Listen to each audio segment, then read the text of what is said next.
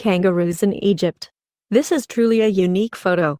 Not only are the pyramids of Giza visible behind lines of soldiers, one of the soldiers is hunched in front of a kangaroo. Of all things, kangaroos and other animals were smuggled all over the world during the First and Second World Wars by Australian troops who were proud to be serving Australia. This is how the kangaroo in this photograph made it all the way to Egypt. Some soldiers even smuggled koalas and possums. Many Egyptians were aghast at the sight of the marsupials in their country and deathly afraid of them, until they were informed that kangaroos were harmless unless provoked. Balancing on top of the world. If you have a fear of heights, you might not enjoy looking at this photograph. Acrobats Charlie Smith, Jewel Waddick and Jimmy Kerrigan performed a fearless routine on top of a ledge on the 86th floor of the Empire State Building on August 21, 1934. Nicknamed the Three Jacksons, the young men showed off an intricate balancing act, which culminated in them resembling a human sculpture. Into the jaws of death. There are a great many photographs that have captured the horror and tragedy of war. Some of these photos depict the bloody aftermath of battles, while others show the psychological effects that the different wars have imprinted on soldiers and their families.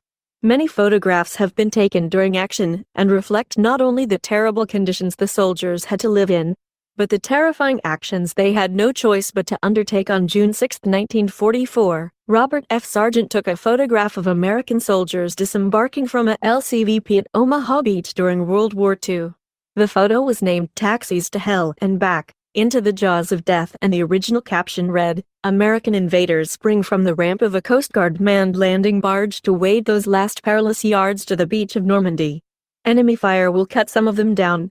Their taxi will pull itself off the sands and dash back to Coast Guard manned transport for more passengers." This photograph garnered the reputation of being one of the most famous photos of D-Day.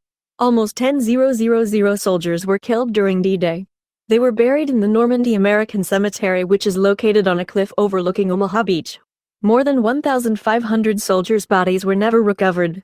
Table Mountain Cableway. Table Mountain in Cape Town, say, has filled visitors with awe and wonder for hundreds of years. In 1790, Lady Anne Barnard became the first Cape Townian woman to scale the summit at a time when it could only be done on foot.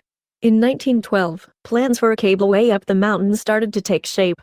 On October 4, 1929, the cableway was officially opened.